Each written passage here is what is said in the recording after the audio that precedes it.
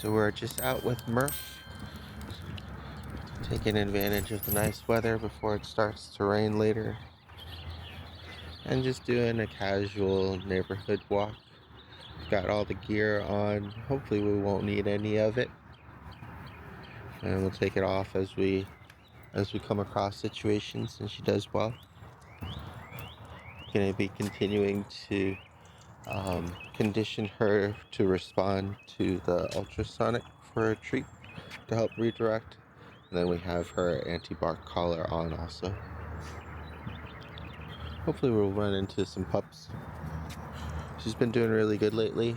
A big part of it is just being able to either redirect her attention and then completely go another way if the other dog is not interested in meeting, or better yet, if they are interested, just kind of quickly closing the gap.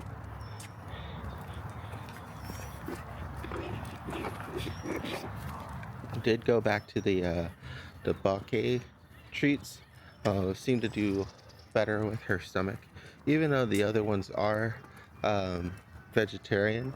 It just had so many ingredients in them that I think it definitely upset her stomach a little bit, and that can happen. So that's why it's important when you're trying out new treats with pups that you kind of do them one at a time. And what I find is, especially with dogs with sensitive stomachs, the less ingredients in the product, usually the better and easier it is. So it was a good try. It's always good for her to have different options, and she did really enjoy them. It was just they didn't work out as well for her stomach as the other treats. But she likes these treats too, so that's okay. Just have her on the freedom leash so that way we can do some longer distance recall if we need to. Murph, good girl. So before she gets too anxious about seeing the cute little pup there, getting her attention back in just with her name. Good girl. Huh? And because it looks like they're going the other way, I'm going this way. Good girl. Oh, excuse me. Good. So she did really good there. I said it's always better to start off with more equipment and then just take it off as you go along as you don't need it. It just makes it a little bit easier than, starting off without anything at all and then trying to scramble to get her attention back or calm her down or get her to refocus.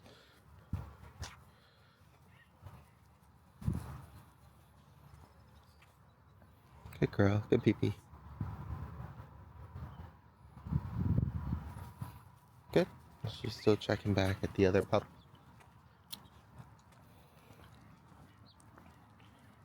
It definitely helps when they're not super excited or barking as well to meet her. Had a few times when she would be behaving pretty well and be able to redirect her focus and concentrate until the other dog starts barking at her, and then in which case she'll force one to bark back. And that's pretty normal and understandable.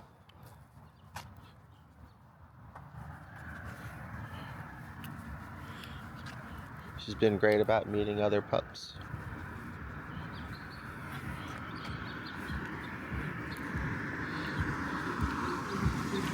And another thing to note too is, especially with her ears, that buildup.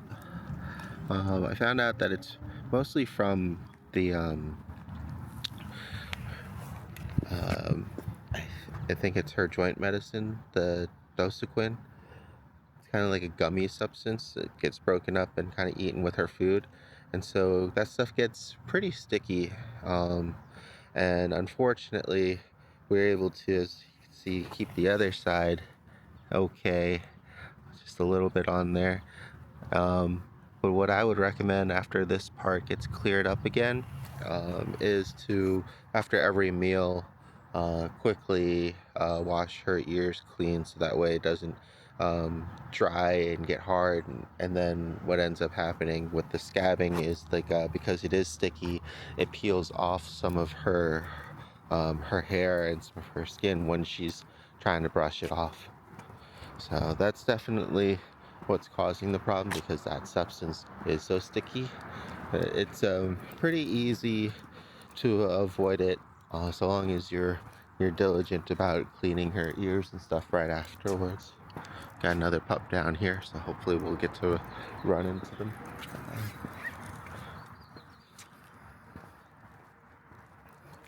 She's been really good with the Freedom leash as well.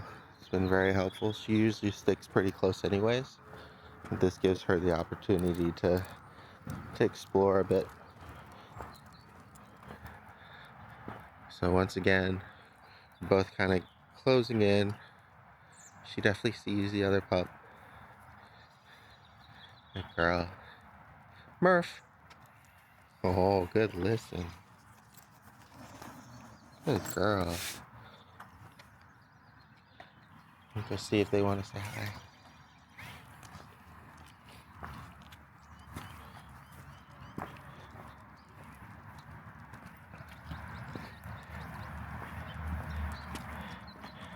So this is like the hardest part, right? Is closing the gap while trying to maintain her composure. Hi, how you doing? Do you want to say hi? Oh, who's that? Who's that?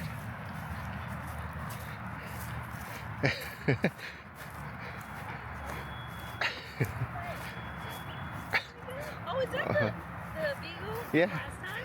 I think so. It's been a while. Oh my gosh, Hi. she's so grown. How you guys doing? Good. How are you guys? Good. Oh, don't be weird. Oh my goodness. Oh, don't be weird. Good girl. Look at you. Hi. Say, who's that? Almost as big as you. How you guys been? We're good. Good girl. She's doing really good. Oh. What do you think, huh? What do you think?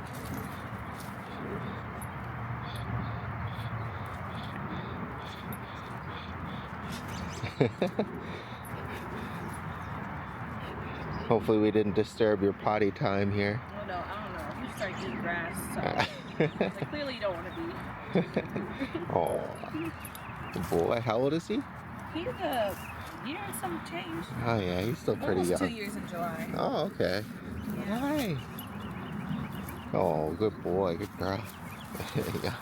What's that? Oh my goodness. Well, now she's quiet. What do is It's been a lot of work. Yeah. She's doing good though. I'm surprised he did not see her. He was all quiet, and I was like, oh no. I'll start barking. Good girl. Okay. Well, you guys have a great day. You too. Thank you. Hi. Let's say hi. Hello. Oh, you're so cute. You're so cute. Go this way. There you go. Bye. Oh. Can't play right now, babe. Come on. We need to go food.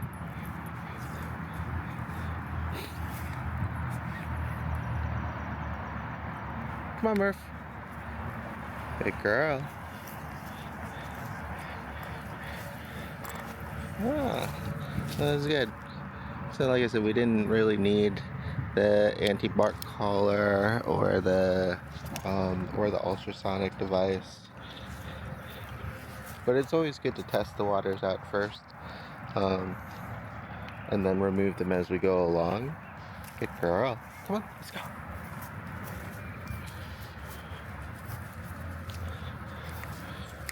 We'll do another couple of rounds or so. It's pretty nice right now before it gets close to 80 degrees later, and then it also might rain.